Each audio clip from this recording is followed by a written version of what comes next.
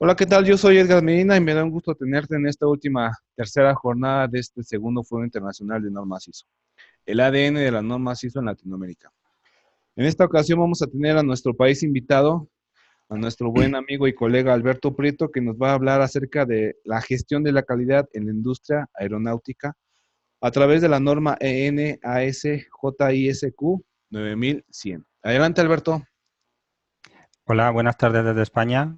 Buenos días a los principales países de Latinoamérica. Bueno, pues la presentación de hoy es relativa, como ha indicado Edgar, a la gestión de la calidad aeronáutica. La normativa que rige esta calidad, la normativa EN/AS/HIGS 9100. Me voy a presentar en primer lugar. Mi nombre es Alberto Prieto, soy ingeniero técnico industrial de la rama mecánica y las empresas en las que he estado hasta ahora pues, son diversas: servicios, mantenimiento, fabricación e industria aeronáutica. Llevo 8 años en labores de calidad. Bueno, esta norma, a partir de ahora la vamos a llamar solo EN 9100, digamos, porque sería la parte europea. Se denomina Sistemas de Gestión de la Calidad, requisitos para las organizaciones de aviación, espacio y defensa. Vamos a ver todos estos puntos que van en línea con la ISO 9001 y, bueno, decir que el objetivo de esta presentación es dar a conocer esos requisitos extras o que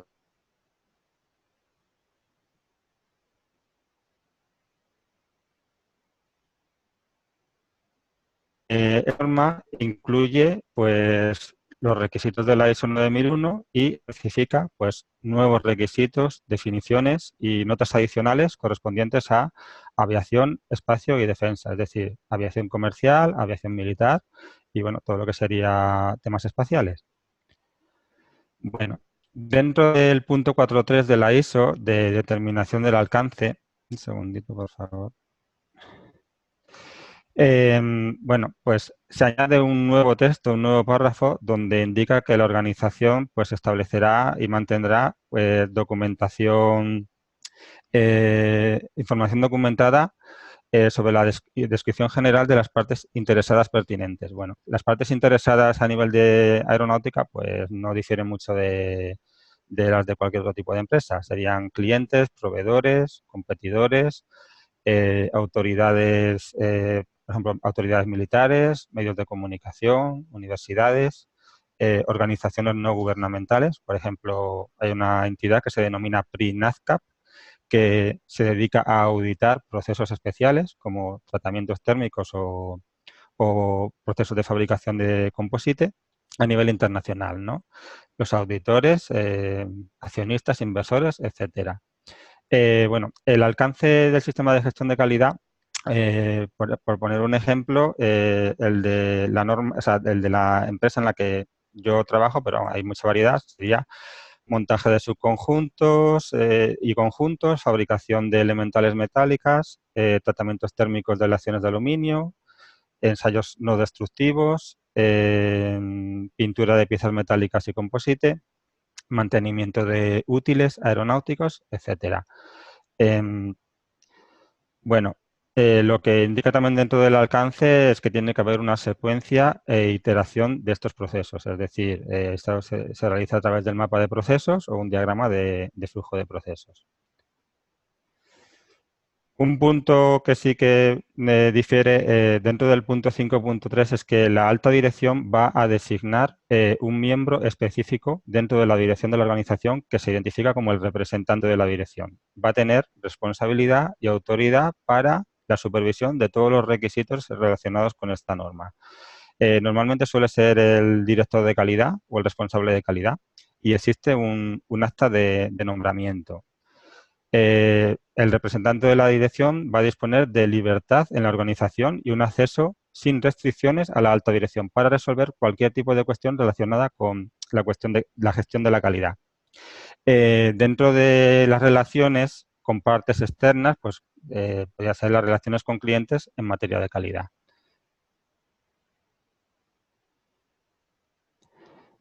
Dentro del punto 715, más concretamente el 7152 de trazabilidad de las mediciones, se añaden una serie de textos donde indica que la organización establecerá, implementará y mantendrá un proceso para la retirada del equipo de medición que requiera calibración o verificación. Por otra parte, indica que se debe mantener un registro del conjunto de equipos de seguimiento y medición. Ese registro de equipos generalmente pues, se realiza a través de un Excel o una base de datos, ya que normalmente hay una gran cantidad de elementos de medición en una empresa aeronáutica de tamaño medio.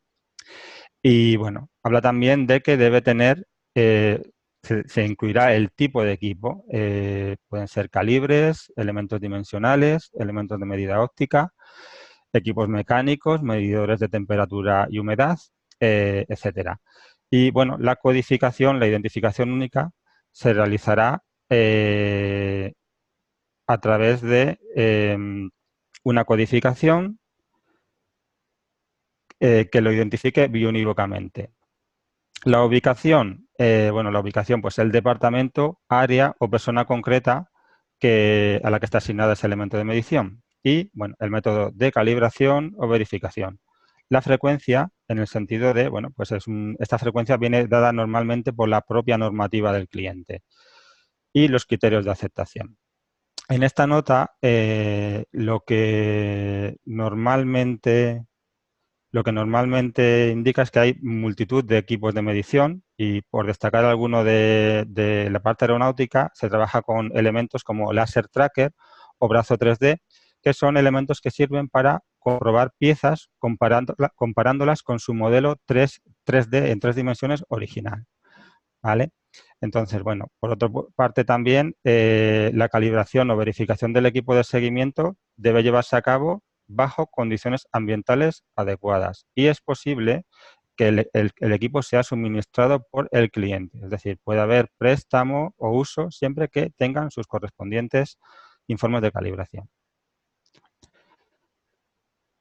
A nivel de competencia, pues la ISO define que se debe determinar la competencia, etcétera, pero aquí se añade una nota en la que se indica que debería tenerse en cuenta la revisión periódica de la competencia necesaria.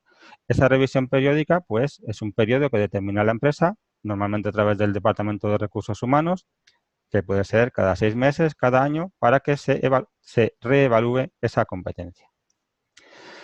Dentro del apartado de toma de conciencia, la ISO define una serie de puntos ABCD respecto al tema de que se asegure que la organización tome conciencia de unos determinados aspectos. Aquí, la toma de conciencia, normalmente se hace a través de un manual de bienvenida, una plataforma de comunicación entre la empresa y el personal, formaciones de sensibilización, cartelería informativa del desempeño de cada área. En definitiva, que el personal tome conciencia de lo importante que es su aportación a la empresa. Habla en este punto de que toman conciencia de la información documentada, es decir, existen procedimientos, formatos disponibles en una base de datos documental o en un ERP y, por otro lado, su contribución a la conformidad del producto o servicio, es decir, con indicadores de desempeño por área y también su contribución a la seguridad del producto y la importancia del comportamiento ético. Respecto al punto de 7.4 de comunicación, se añade una nota en la que se indica que se debe incluir la retroalimentación interna y externa pertinente al sistema de gestión de calidad. Es decir, es necesario tener en cuenta el feedback de la persona, departamento o entidad con la que se realiza la comunicación. En este sentido, debe ser bidireccional. A nivel de control de la información documentada, como indica, cuando la información documentada se gestione de modo electrónico, se definirán los procesos para la protección de datos, entre ellos protección contra la pérdida, como estableciendo y programando copias de seguridad, protección contra el daño físico, a través de la duplicación de servidores, copias de seguridad situadas en cada una en distintas localizaciones para evitar pérdida total por incendio, inundación, etcétera, o cualquier otro tipo de desastre. Respecto al punto de planificación y control operacional, aparece el apartado de determinación de requisitos para los productos y servicios. Aquí se añade una nota en el que se indica que también se deben considerar la seguridad personal y de los productos, la producibilidad y la facilidad de inspección. Dentro de la facilidad de inspección está claro que si se trata de una estructura aeronáutica compleja debe facilitarse el proceso de verificación. Otros puntos como la mantenibilidad, la adecuación de las piezas y la obsolescencia de productos. Respecto a esto, pues bueno, por ejemplo, existe en Europa una legislación ambiental denominada RIS, Reglamento RIS, que prohíbe pues determinada fabricación, por ejemplo, de pinturas con cromatos a partir de una determinada fecha, ¿no? Enero del 2019, por ejemplo. Pues a partir de esa fecha, ese producto está obsoleto porque no se puede utilizar. Bueno, otro punto a tener en cuenta es la prevención, detección y eliminación de objetos extraños. ¿Qué es un objeto extraño? Pues es un elemento, digamos que no lo ha pedido el cliente en su documentación, es un elemento extraño a la, a la, a la pieza que se va a enviar. Entonces, bueno, es una sustancia ajena a la aeronave, al conjunto o al sistema al que se le ha permitido, digamos, invadir el producto. ¿Qué tipo de objetos extraños hay? Pues, bueno, puede darse el caso de una pequeña herramienta que se olvide dentro de un motor y que puede generar un daño económico y personal por un posterior accidente o un incidente durante las pruebas de ese motor. Otro tipo de objetos extraños pues sería tornillería, viruta, desperdicios, productos empleados en limpieza, materiales personales como botones, pendientes, anillos, monedas, etcétera, incluso pelo. También puede aparecer como objeto extraño que no va en la pieza y el cliente no ha pedido. Bueno, luego también se tiene en cuenta la manipulación, el embalaje y la conservación y el tema del reciclado posterior. Otro punto que se añade dentro del 8.1 es que, bueno, digamos, dentro de este apartado se hace énfasis de nuevo en la denominada gestión del proyecto o gestión del programa. Normalmente existen programas aeronáuticos, por ejemplo, ejemplo de programa aeronáutico es el cono de cola del avión Airbus A350, ¿no? Entonces, bueno, lo que viene aquí es que, según se ha apropiado la organización, los requisitos del cliente y los servicios, la organización planificará y gestionará la provisión de esos productos de una manera estructurada y controlada, incluyendo la planificación de eventos en una secuencia programada, teniendo en cuenta el riesgo y las limitaciones de recursos y calendario, lo que viene a denominarse comúnmente gestión de proyecto o gestión de programa. La salida de esta planificación generalmente es a través de un plan de calidad. Generalmente todos los programas aeronáuticos tienen asociados un plan de calidad respecto a ese tipo de programa donde como indica aquí, se especifican los procesos del SGC y los recursos necesarios para que apliquen a ese determinado producto.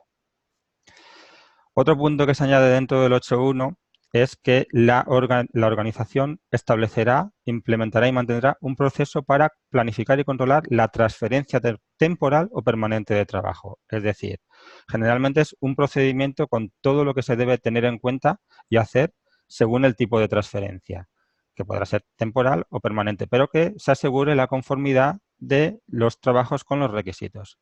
También se tendrán en cuenta los impactos y los riesgos. ¿Qué tipo de transferencia puede haber? Pues puede haber una transferencia de la organización de mi empresa a un proveedor externo, de mi proveedor externo a otro proveedor externo distinto, de mi empresa una instalación de mi empresa a otra instalación o una internalización de un proveedor externo a mi organización a la hora de la fabricación.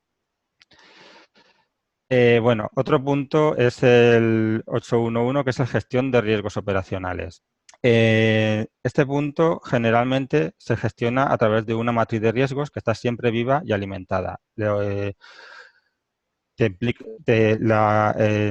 texto lo que te indica es que se implementará un proceso de gestión de riesgos que será aplicado a la organización de los productos y habrá una asignación de responsabilidades. Es decir, se designará un propietario del riesgo. Luego se definirán los criterios de evaluación del riesgo. Aquí habla de probabilidad, consecuencias, aceptación del riesgo. Normalmente en aeronáutica se habla de ocurrencia, referente a la probabilidad, de detectabilidad, si es difícil la detección, y severidad en cuanto a la gravedad o impacto del daño. Luego existirá una evaluación a través de la asignación de un número prioritario de riesgo, es decir, un número que resulta de multiplicar los valores dados a cada uno de los números de probabilidad y consecuencias. Se atacará a aquellos riesgos cuyo número sea más alto o presenten valores muy altos en alguno de los criterios. Una vez que se han definido las acciones para mitigar esos riesgos, se producirá la aceptación. Es decir, una vez las acciones hayan hecho su efecto, habrá una reducción del valor de riesgo que podrá ser adecuada, aceptable, etcétera, aunque se podrá seguir trabajando en una mayor reducción. Generalmente, otro punto, aparece la gestión de la configuración 8.1.2. La organización, generalmente esta gestión se realiza a través de un procedimiento documentado que marca las pautas de trabajo, es decir, marca el flujo desde la llegada de la documentación del cliente, modelo 3D, planos, lista de partes, estados de entrega, etcétera, hasta la obtención de los correspondientes derivados. Planos de fabricación, instrucciones técnicas, instrucciones de verificación, programas de control numérico, siempre manteniendo la trazabilidad. Asimismo, se mantiene lo que sería la configuración del producto a nivel de estructura, es decir, la fabricación, un ejemplo, la fabricación y montaje de una estructura aeronáutica compleja requiere tener muy bien trazado la estructura de niveles desde el nivel superior al inferior y qué relaciones existen entre cada uno de los componentes. Nosotros en nuestra empresa lo llamamos padre e hijo, es decir, la estructura, qué relaciones tiene, esa estructura puede cambiar, hay que tenerlo todo muy controlado porque es muy importante.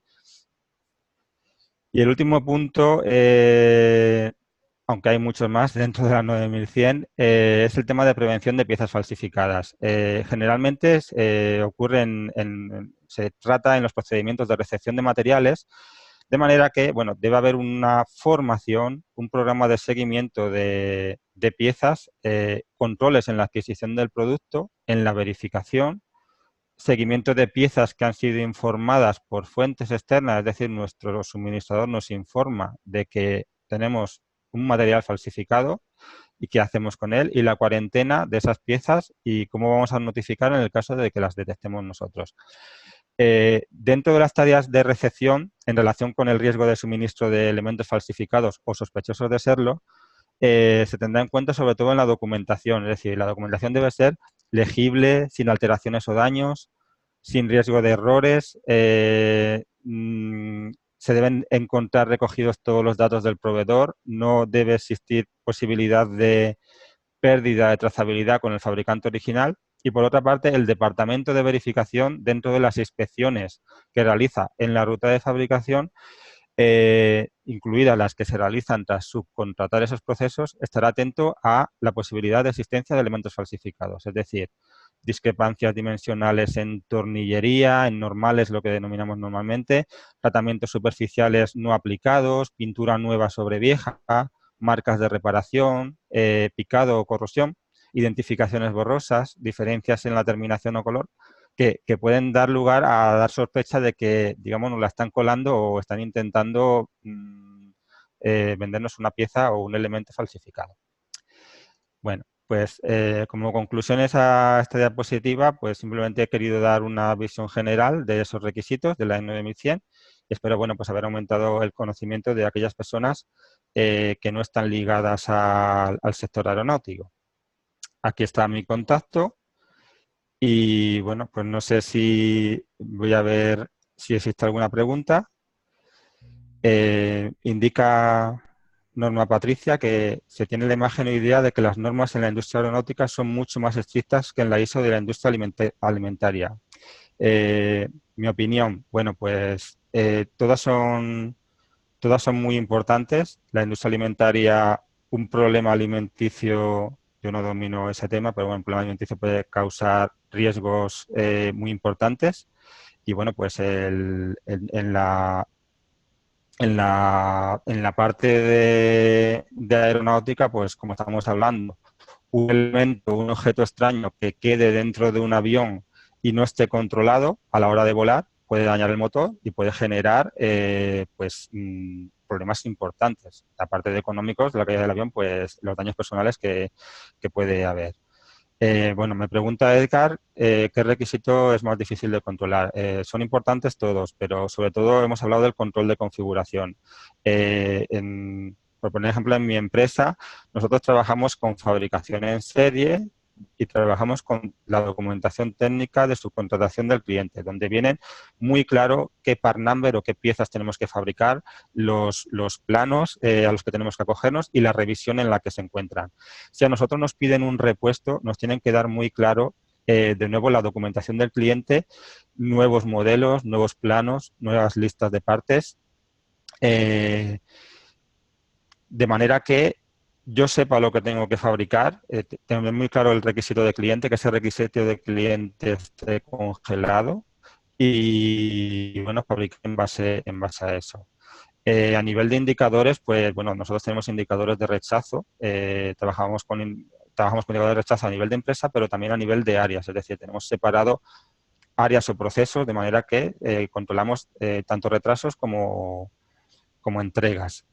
También un poco el tema de la contestación a cliente, ¿no? Nosotros nos hablen informes de discrepancias, por decirlo así, o nosotros mencionamos que tenemos un problema y lo que sería una hoja de no conformidad, y eso todo pues lo tenemos que medir, dar respuesta en un determinado tiempo y bueno, pues es un poco en general la visión que tenemos a nivel de indicadores.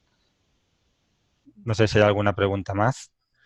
Ok, Alberto, creo que nos diste más panorama de esta norma. Yo la verdad no la conocía, pero sí pensaba que era más exigente que las otras. Yo creo que a lo mejor tendrá su nivel de exigencia. Y Sí, platícanos eso. brevemente, ¿cómo es que llegaste a esta industria? Pues estaba en el sector de servicios y mantenimiento, hice un máster en calidad aeronáutica, aunque ya había llevado algunos temas de calidad y bueno, pues la verdad que es muy interesante, es un sector que en España está sobreviviendo, digamos, a la crisis. Perdemos, digamos, en tema de defensa se pierden fabricación de aviones, pero a nivel de aviación civil, a nivel mundial, trabajamos con clientes a nivel de todo tipo, alemanes, brasileños, estadounidenses, y bueno, pues es un sector que ahora mismo pues está en un periodo feliz, llamémoslo así. Muy bien, Alberto. Pues bueno, creo que ya no hay más preguntas, dudas. Pues te agradezco mucho. Un saludo hasta allá del otro lado del continente. Muy bien. Esperemos que Muchas gracias por todo, por la invitación, Edgar, y espero pues haber dado mi parcela de conocimiento. no, bastante. Yo creo que fue muy completa, muy breve, a pesar de que, como tú bien lo comentabas, es una norma que tiene bastantes requisitos. Yo creo Sí, que lo que nos expusiste básicamente es el resumen que tú creas conveniente, ¿no? muy bien. Pues bueno, pues recuérdanos tu contacto y despídete para que nos vayamos a la siguiente sesión. Bueno, pues mi contacto es el mail es albertoprietodelpozo@yahoo.es y bueno, pues la cuenta de LinkedIn, estoy en LinkedIn y bueno, mi perfil pues está a disposición de cualquiera que le estime oportuno, pues para cualquier pregunta que surja. Pues bueno, Alberto, pues muchas gracias. Te mando un abrazote hasta España. Un Esperemos que abrazo estés también. en el próximo evento del 2020. Ya lo estamos organizando. El Muy bien, segundo Conference Master Tips con 2 jornadas, para que nos puedas acompañar y a lo mejor puedas, de cierta manera, poner un punto más específico y que nos puedas hablar más de este tema. O de muy otra bien, norma, ¿eh? No, no justamente tiene que ser esta. A lo mejor nos puedes dar el panorama europeo de las normas ISO, no sé, cualquier otro tema. Todo suma muy en bien. este tren del conocimiento. De acuerdo. Pues bueno, Gracias. gracias Alberto, pues vamos a la siguiente sesión. Les recuerdo que es con la misma contraseña y con el mismo acceso para la siguiente sesión del, de la última jornada del máster, de la última jornada del Foro Internacional de Normas ISO. Vámonos para allá.